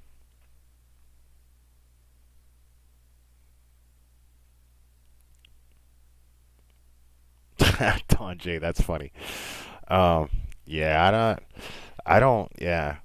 I'm gonna let you guys in a little. I'm gonna let you guys in on a little bit of tea. A little bit of tea. Y'all ready for that? So, just to, because I know a lot of you like, you guys like the little gossip aspect of this community, and that's cool. But there is actually one girl who is a creator who happens to be part of this community. She's actually one of Robbie's wrenches, and her and I have a little bit of a history. And she's somebody who I very, very much respect, but she lives a little too far away from me now too. We used to live in the same area, and we have a little bit of history, and I still have very much respect for her. And I have feelings for her as a friend, but I would be very open to pursuing something more with her if we lived closer. But the closest thing to anybody that I've actually thought of in that sense that is within this community is her, only because I've already had a little bit of history with her. Um, uh, and she is, I guess, yeah. Her name is her name on this channel or on this in this platform is Amber Alert. Her name's Amber. Um, and she's the kindest, sweetest girl, and she's involved in a little bit of the drama. She does the drama stuff, and that's cool.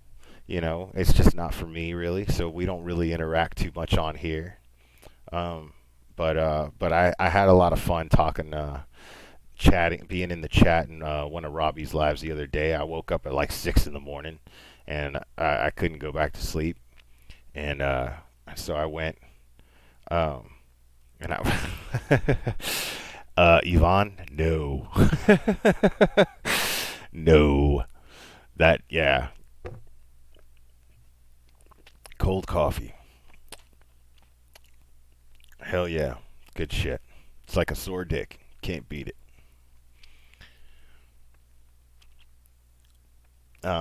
So yeah, you've probably seen her click click boom. She shows up in the chats here and there.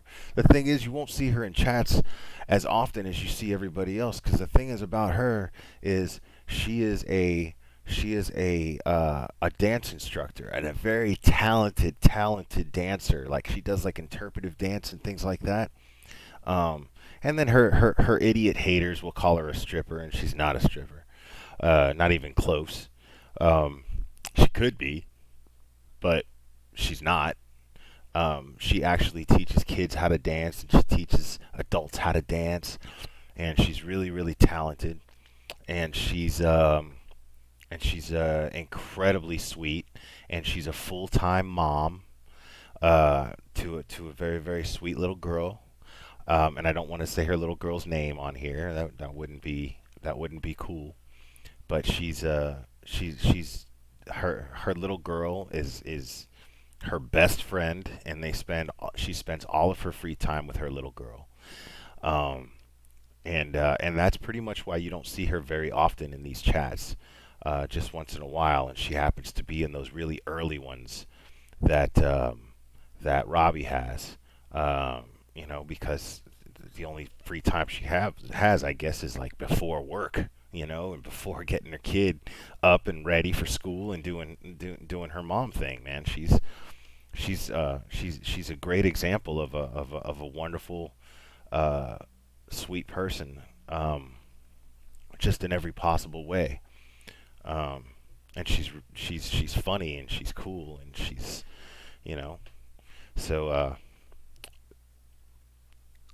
um, I don't think Grace Stewart. I don't think that the drama channels are staged like the reality shows are. I think that the drama channels are aware that the drama is what keeps them alive.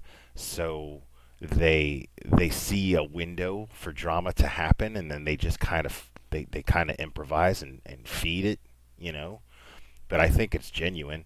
I think that when they yell "fuck you" to each other, it's it's coming from a real place, because I don't think that people who aren't actors can act as well as they do, or as well as it appears on these channels. So I definitely think that there is I definitely think that there is uh, you know I think they're aware that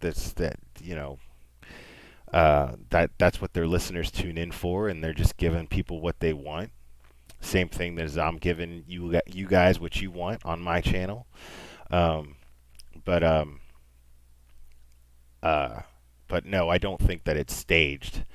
Um, the only thing, the only thing that I think where people have been duped are the people who saw people who are still people who are still I think the creators that are still like focusing on the Chris Watts case at this point. I think it's fair to say that when they're focusing all their energy on the Chris Watts case, I think what they're doing is just capitalizing on the obsession that still looms over it. And so yeah, if I implore my listeners, man, any of my listeners who are still obsessed with the Watts case in any way whatsoever, stop it. Just stop it, because um, you're it's empty, man. It's just hot air. And if you're contributing money to these channels, you're giving these creators money. You're getting ripped off, you know. And it's not really a rip off because you're willing to give them money for it. You know what I'm saying? It's not like they're not giving you what you paid for. Now, Cheryl Ann Cadle, she ripped everybody off. She absolutely ripped everybody off because she plagiarized a book and she lied. So that, by definition, is theft. And anybody who paid for that book is a victim of that theft. And anybody who paid a creator who donated money to a creator's patronage, um, you know, I'd feel taken advantage of, because I think that these creators absolutely understand that it's a racket. You know, they're taking advantage of the fact and capitalizing on the fact that people just are not over it. Um, and it's an easy thing to talk about still. And so instead of having to create content and focus on cases that actually matter, and cases that people should actually be made aware of, um, they're sticking to what's easy, and they're targeting a particular demographic. And and if you're part of that demographic, well, then you're being taken advantage of. You're being taken. You're being had. You know, it's that's it. There's nothing else to it. Um, and a part of me feels sorry for you, but overall, I don't feel sorry for you, because the facts are all there. If you're choosing not to listen to the facts, you're choosing to hear what you want to hear, and you're choosing to let your mind come up with these crazy wild theories simply because you're trying to justify to yourself you're creating these wild theories to justify in your own mind while you're still obsessing over the case, well, then, you're doing that to yourself. And there's creators out there that see that there's money to be made off of that, and you're giving them money. So that's on you. That's on you.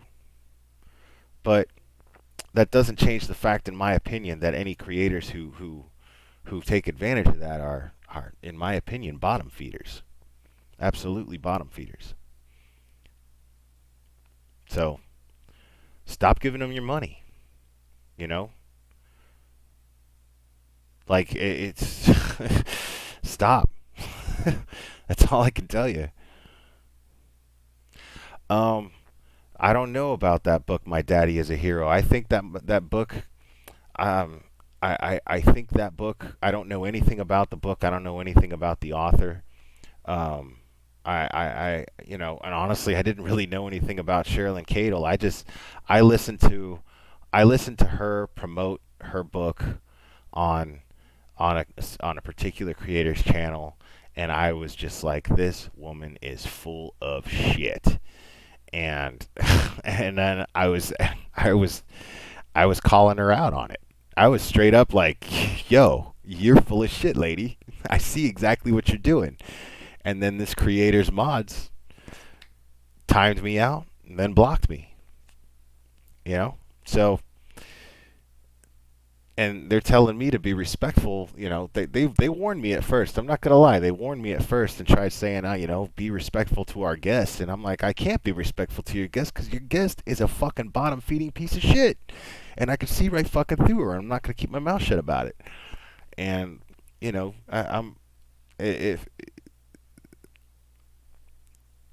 I'm just gonna call them out. It's just in my nature. That's what I do.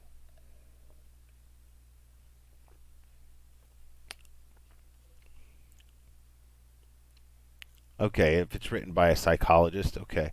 And here's the thing.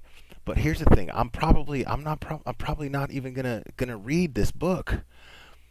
I'm probably not gonna read this book because I'm done with the fucking Watts case, man. I understand. I don't have a psychology degree in any way whatsoever. I'm not educated by any means. I have a high school equivalency. You know, like, that is not an education. To be perfectly honest, it's just not. So I don't have the I don't have any psychological training whatsoever, but I have life experience. And when I see somebody, I have what you call street smarts. And what comes with street smarts is being able to look at somebody and be like, mm, you know? And that's what I did. That's what I did when it came to Sherilyn Cadle. It was not hard to read her at all. It was not hard to read her, and it was not hard to hear her lies and recognize them as lies. It was not hard to listen to her to her to her delivery and tell that she wasn't being truthful in the way that she talked about it. She wasn't confident. There was a difference. That she wasn't. You could tell the difference between somebody who's confident in what they've created, rather than somebody who's just got audacity to do what they're doing. You, there's a difference there. There's a very, very discernible difference, and I could just fucking smell it on her, man. I could smell it. Well,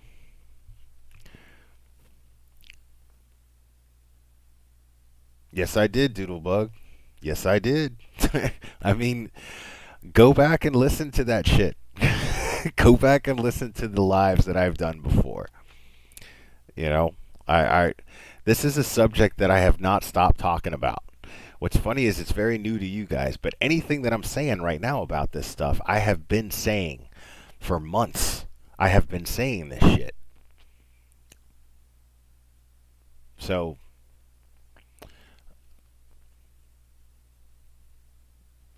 I mean,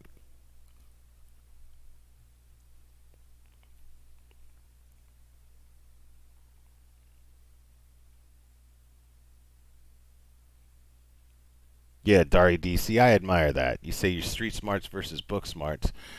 You're a little of both, but more street. See, I admire that, and I respect people with book smarts. Most people are smarter than me, man. Most people are smarter than me. So I try to make it a point to listen to them if I can. It's, um, I've kind of built a little bit of a reputation from being on panels on other channels as being somebody who talks and doesn't let anybody else get a word in edgewise. And what's funny about that is I can actually explain why that is. Hey, what's up, Danielle? I can explain why that is.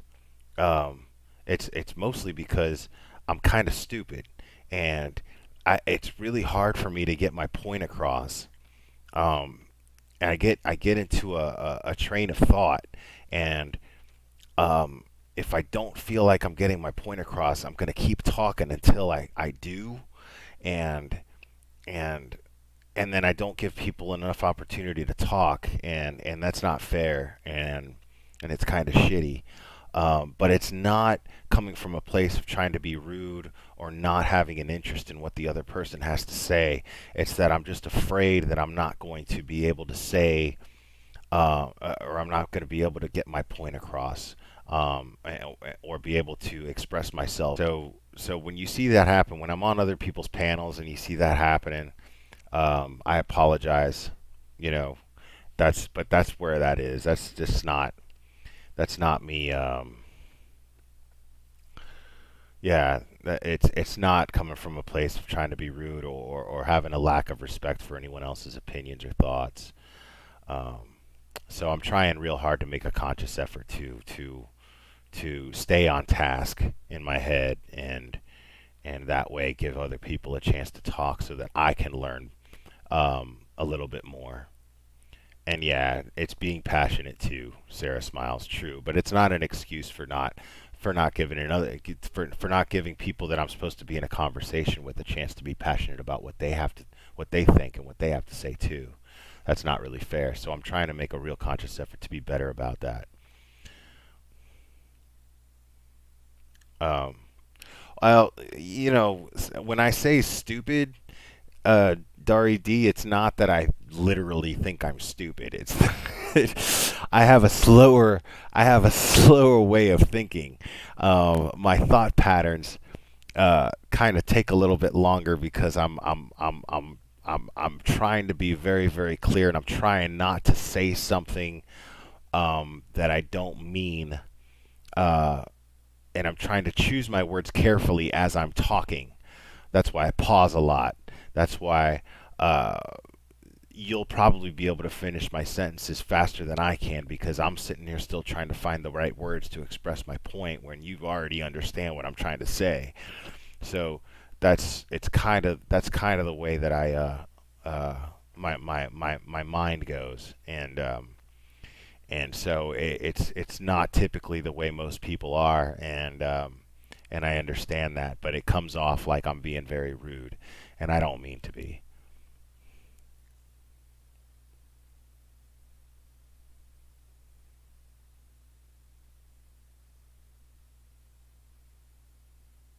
Yeah, Sarah smiles. Absolutely. Yeah, yeah, I agree with you.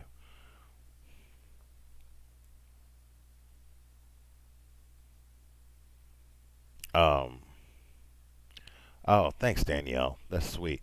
So Danielle is Danielle is the other wrench that's in the chat right now. Marvelous mystery, and she has she has a very very informative and insightful true crime channel here on YouTube that's called Real Massacre Talk, and she covers so many cases that I can't keep up with any of them.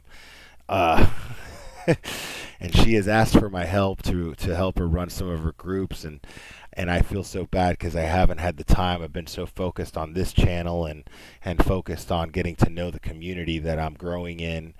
Uh, so I haven't really gotten to spend as much time helping her as much as I'd like to, and I feel very, very bad about that, Danielle. I'm very sorry. But hopefully I can do that soon. Want to get my wheels rolling. Uh, I want to get my engine cranked here and get this rolling and keep going. And get it in a nice steady pace. Um, because I don't really know what I'm doing yet.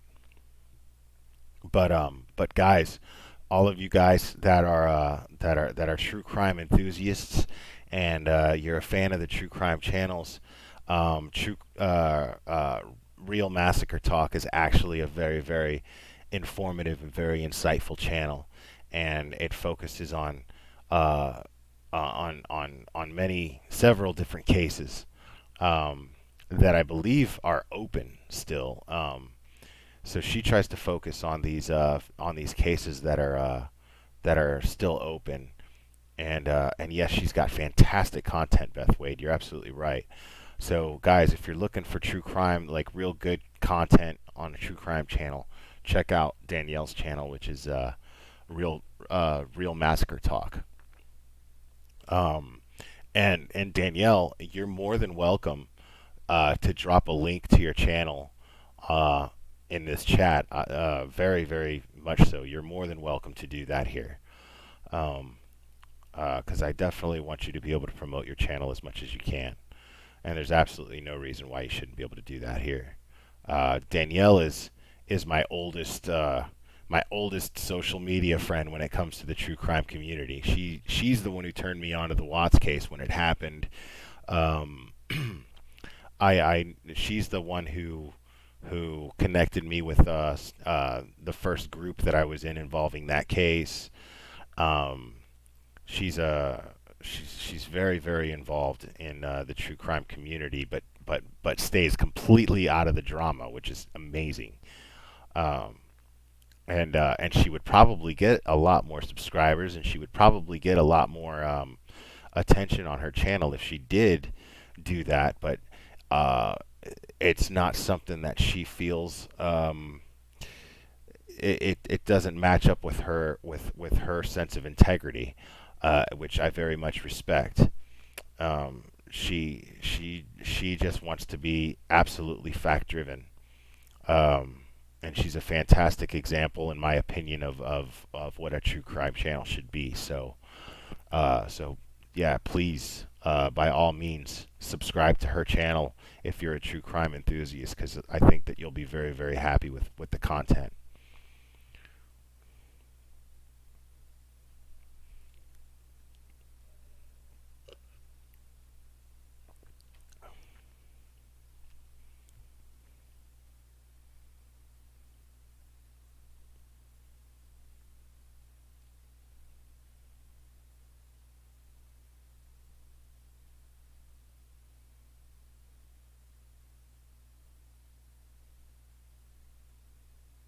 Yeah, yeah, absolutely, yeah.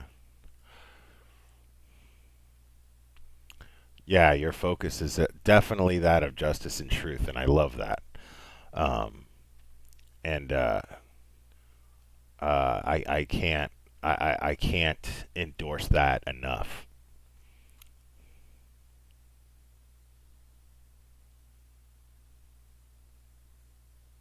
Yeah, Grace Stewart. See, I tend to do that. Like, I'll have trouble making my point, and then I'll realize at the last second that I could have said something to make to make my point resonate more, and then I'll just happen to do that right as somebody else is about to respond to what I just said, and then I'll be like, "Oh, I'm sorry, I gotta say this just to get my point across," and then it comes off as rude, and I feel really bad about that.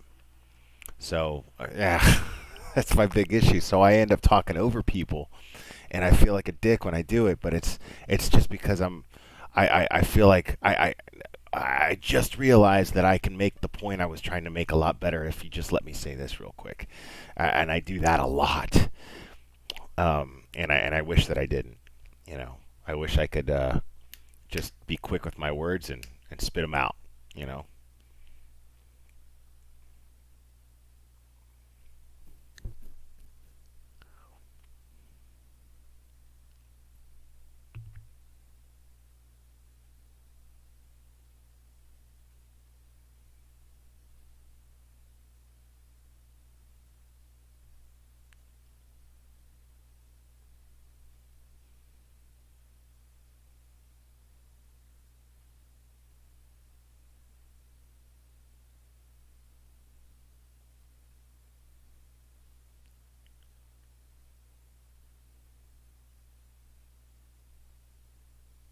Oh, Dari D, yeah, you said I'm a mod, so word of advice, communication is key with your mods.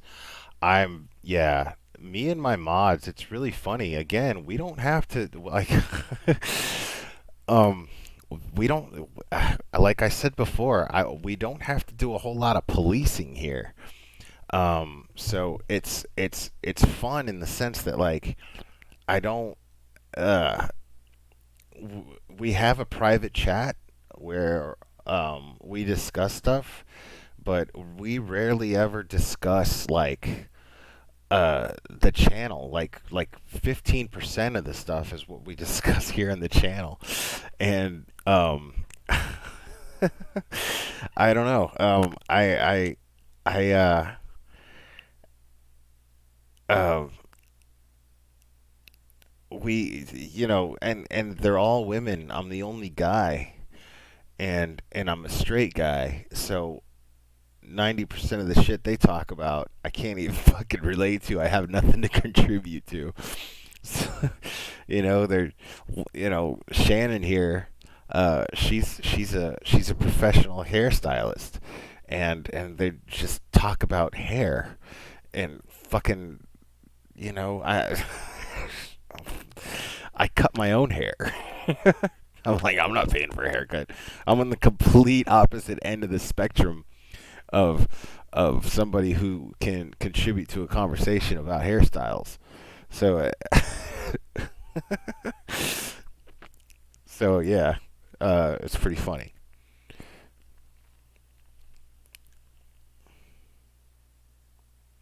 Oh, things never get heated. Yo, we never argue. Yeah, we never argue in our chat. That's for sure. Um, yeah, I don't think we ever argue in our chat, like ever. Um, it's crazy. Uh, yeah, I don't think I've ever gotten to a point to where I've ever gotten angry with one of my mods or even annoyed so much with them. Um,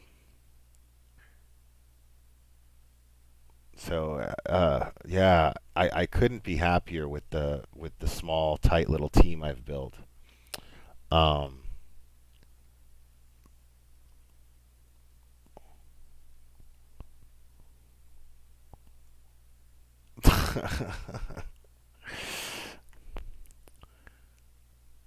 um, oh, Jane Doe, thanks. It's not so much that it's by choice, it's more by acceptance. Um, you know, you said I'm intrigued by your minimalist lifestyle. I think it's awesome. It's not so much by choice. It's not like, okay, well, I refuse to do this and I refuse to have these things. It's more like I don't have them. So it makes it easier to be grateful for the things that I do have.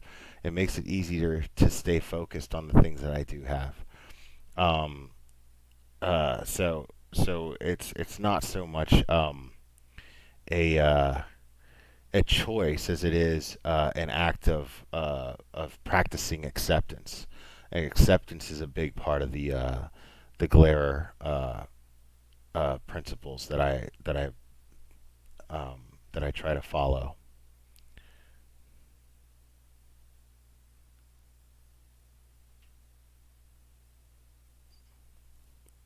I like the content I'm seeing. MM, you are very welcome.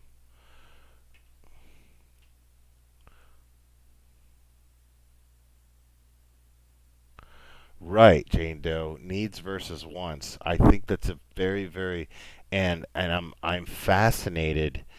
I'm really glad that you brought that up because I'm really fascinated uh, by what I'm realizing are the things that I need versus the things that I want.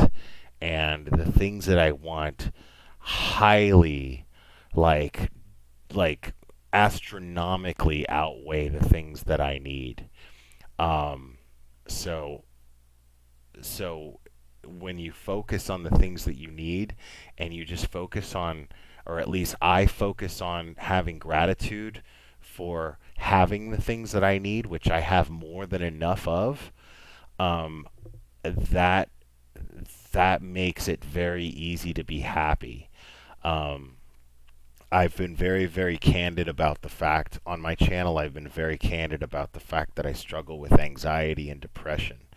Um, and these principles, uh, this G.L.A.R.E thing that I came up with makes it very, very makes it very easy to manage my depression and very easy to manage my anxiety. Um, or it makes I should say it makes it easy to. Good night, Yolanda. Thank you for joining the channel. Um, uh,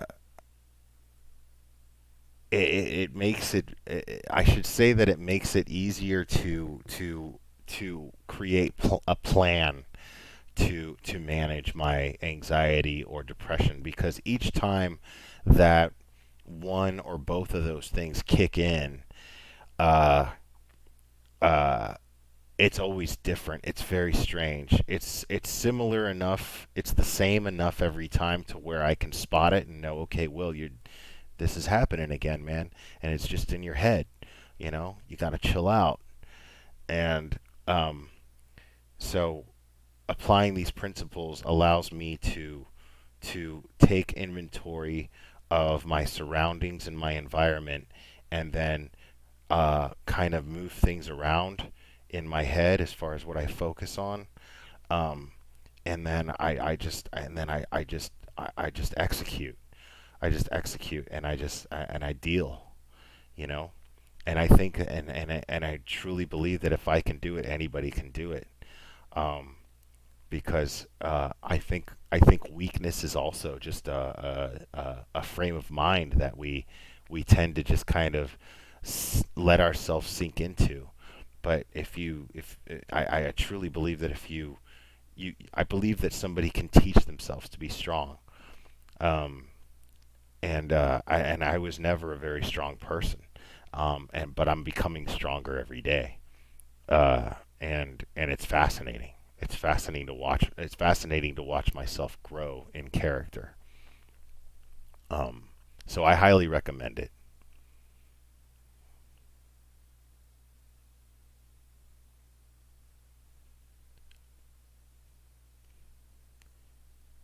Hey, Antimony Lane.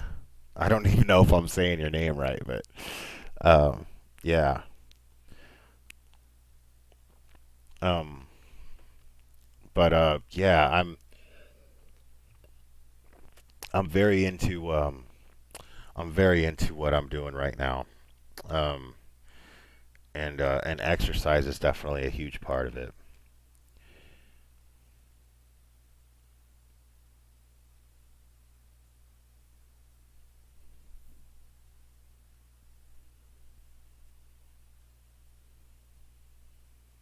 Yeah, Danielle, Marvelous Mystery. Yeah, you just made a very, very, very great point. And it's something that you just made me realize that I really need to work on. Because yeah, I have a real problem with that. You said, I have to remind myself to listen to hear, not to reply. And that's huge, man. And that's realizing that about yourself is a huge step in self-awareness. It's a huge step in self-awareness, in my opinion. And self-awareness is the backbone to self-improvement, uh, in my personal experience. So yeah, I'm really glad you brought that up, because I'm gonna start reminding myself of that, and actually personally working on that a lot more. So I'm really glad that you put that there. I'm really glad that you expressed that.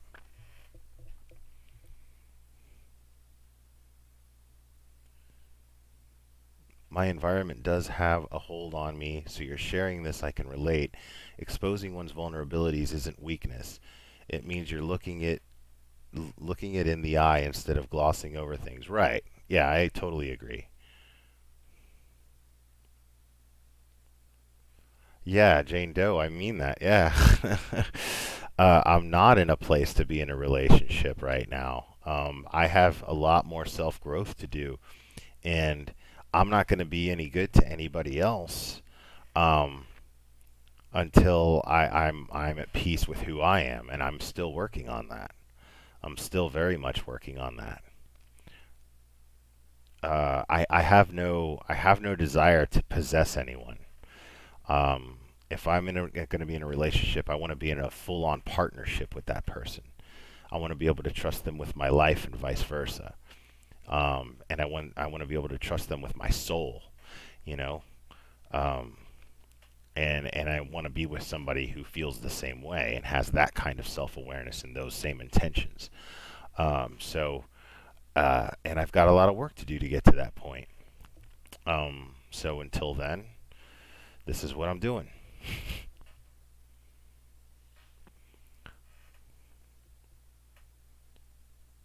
No, self-awareness isn't easy for a lot of people, Dari D.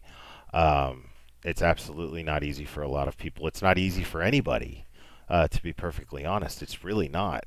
But you have to have the desire, the genuine desire to be self-aware, and then start taking the steps towards um, becoming more self-aware. You have to take the steps and get there. Like if you're if you're uh, if exercise is your thing, if you're working out, and you're scrawny and you're weak, you're not going to bench press 200 pounds right off the bat. You've got to start bench pressing 20 pounds and then go up to 30 and then 40 and so on and so forth until you get to 200. You've got to exercise and you've got to take the steps and you've got to build. And self-awareness is no different. And you're never, and that's the thing, is you're never gonna reach a limit where you go, you know what, that I am fully self-aware. That's impossible. You just always have to want to be more aware of your own self. You know, um,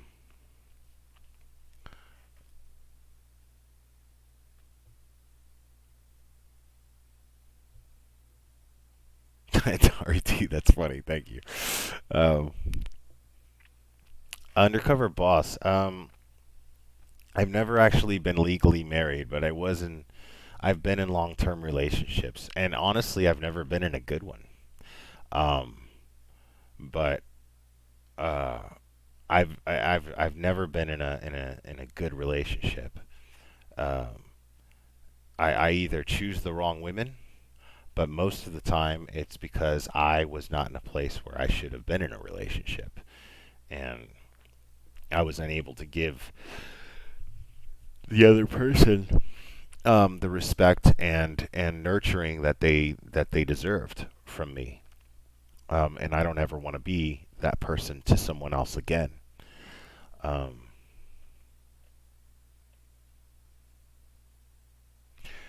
yeah,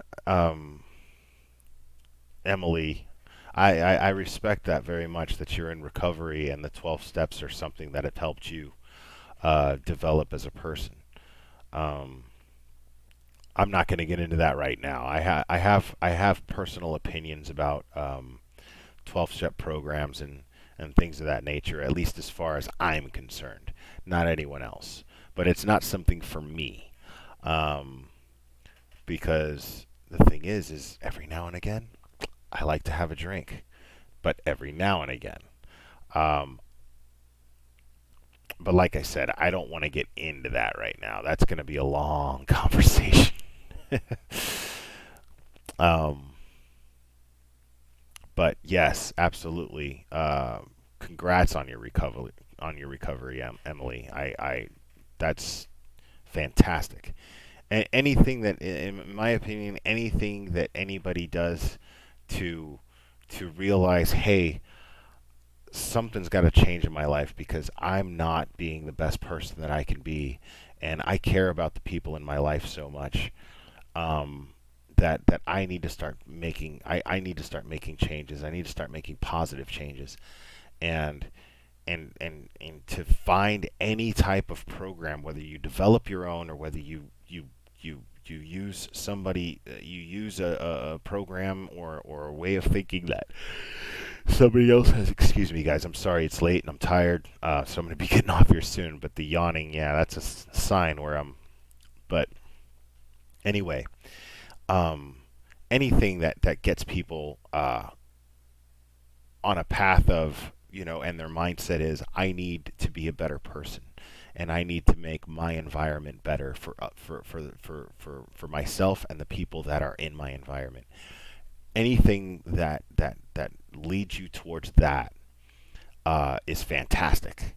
So absolutely, congratulations on that. And you have all of my respect.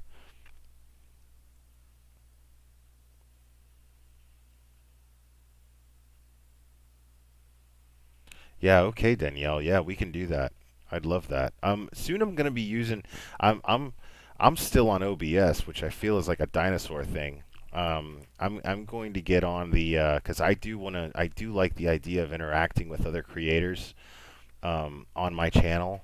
And StreamYard is I haven't figured out how to really use StreamYard yet, and I know it's just something very simple that I have not bothered to adopt yet. So I'm gonna jump on StreamYard pretty soon and start using it and figure it out, and this way I can have other creators on my channel, because there's definitely other creators that I want to interact with and talk to and talk about this kind of stuff with, because there's other creators that I really like. I think they're really cool people, um, and I'm curious as to um, these particular things. I want to give them the opportunity to have their listeners get to know them uh, on uh, from this corner of things, if that makes any sense. Because I want to get to know them on in that sense, and just talk and have a good time. Um, like I'm dying to talk to Cap Seven, man. I'm dying to just have a deep, awesome conversation with that dude, because I feel like I'm gonna learn so much. So, all right, guys. Uh, it's been 2 hours, and you guys have listened to me yap and looked at my ugly mug enough. So I'm gonna go ahead and call it, guys. Um, I'm really glad that this was super fun, man. This was super fun, man. So thank you guys so much. I'm gonna go on again. I'm gonna go on as often as I can, to be perfectly honest. Um, and I'm gonna go on again probably tomorrow night after I get off work, and then again Sunday and probably Monday. Uh, like I said, I'm gonna go on as often as I can, because I just love hanging out with you guys. I'm having a really good time with this. So you guys are the shit, man. Much love to you, and I appreciate you so much. I had a really good time. So thanks, guys. Uh, and I will see you guys tomorrow. All right.